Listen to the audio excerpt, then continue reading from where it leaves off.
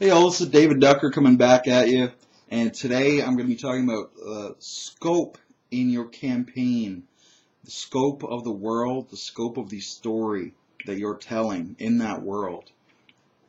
This was kind of a video that was requested from one of the members of our YouTube RPG Brigade Facebook page community.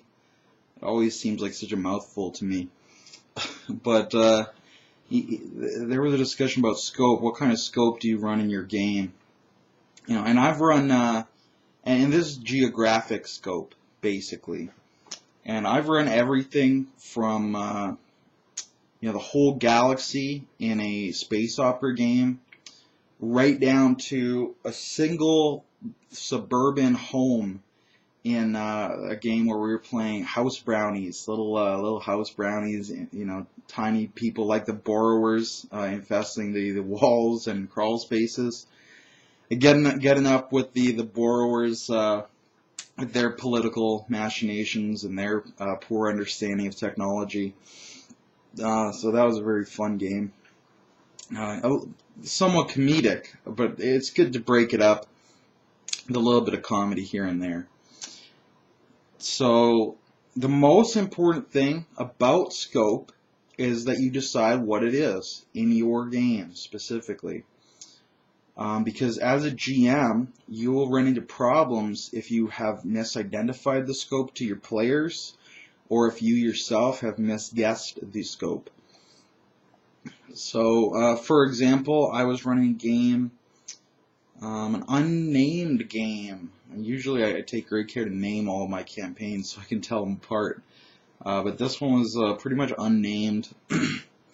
And as a GM, I thought that this campaign was going to be centered around a single town. And then in the higher levels, once we hit like level 5, we might start moving out and dealing with some inter-county politics and some mass combats. But I thought mainly it was going to be around this one town. So I had the town prepped. There was a swamp nearby. There was a forest nearby. There were some islands out in the bay. There were. I think we were going to take a small detour up to the mountains, which weren't very far away. And the mountains had caves and a dwarf hold and a little bit of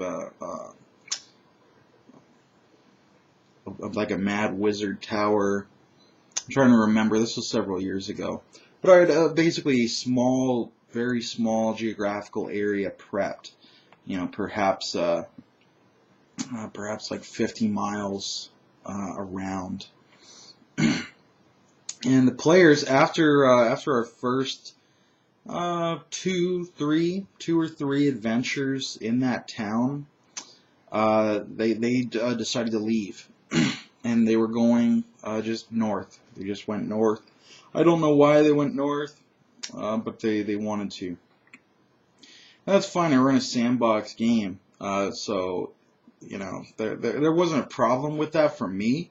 But for a weaker GM, there could have been a big problem with that. Like, oh, all my cool storylines and plot hooks, you're just leaving them.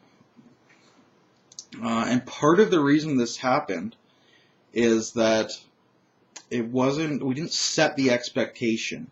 I'll do a separate video on that, but it is very important that you and your players understand the scope and style of the game. So I thought it was going to be a very city-based political game with a lot of adventure, a lot more adventure than a standard politic game.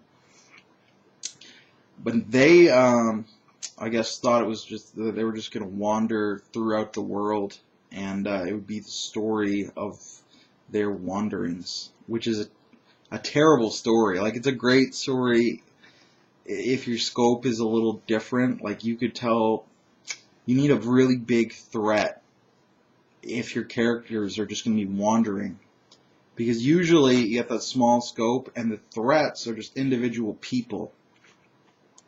But if you're not having individual people reappear over and over, if there's no supporting cast that reappears, you need to kind of impose one. So it could be like a plague.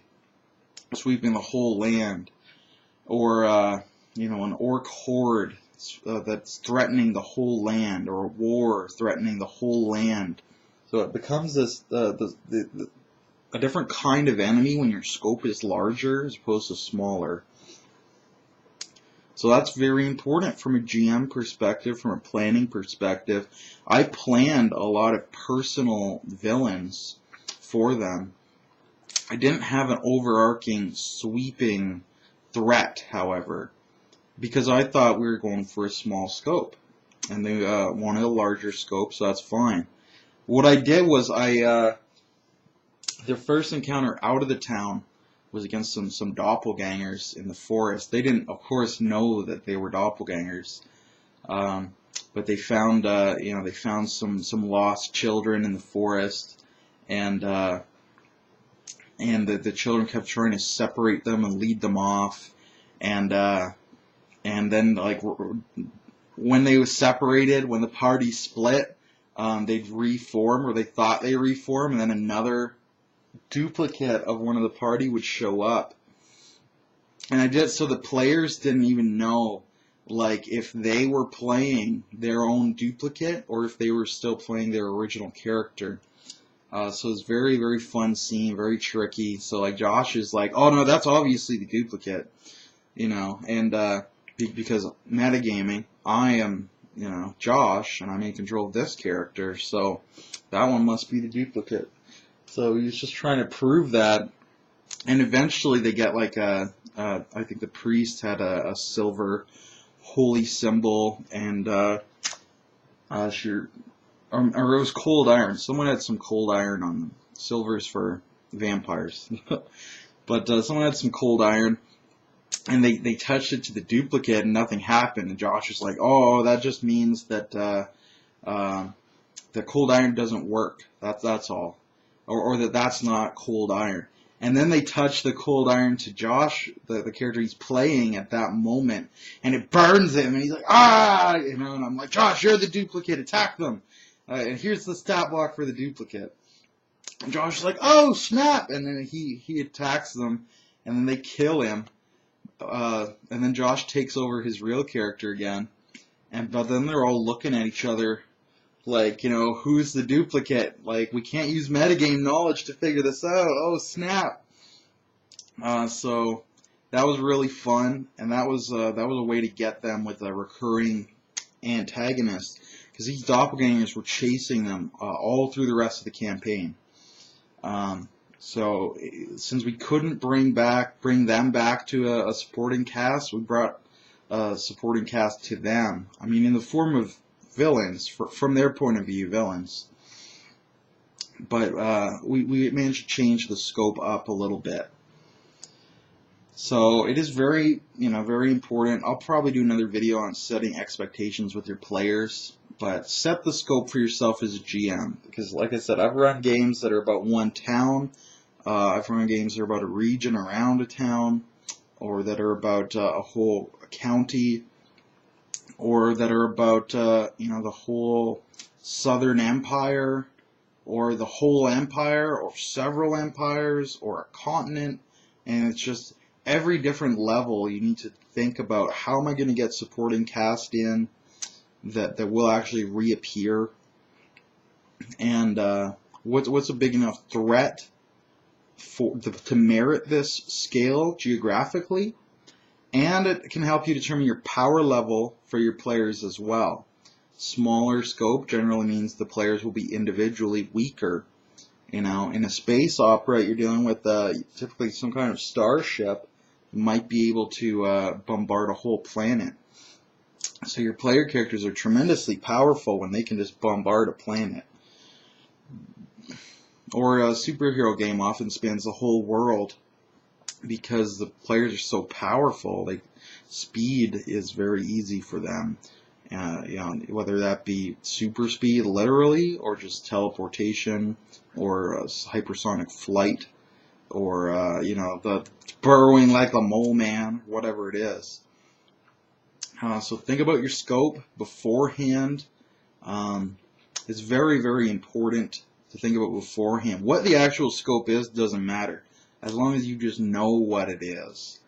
And I'd recommend letting the players in on this, but you don't have to. There are ways you can railroad them into whatever you want.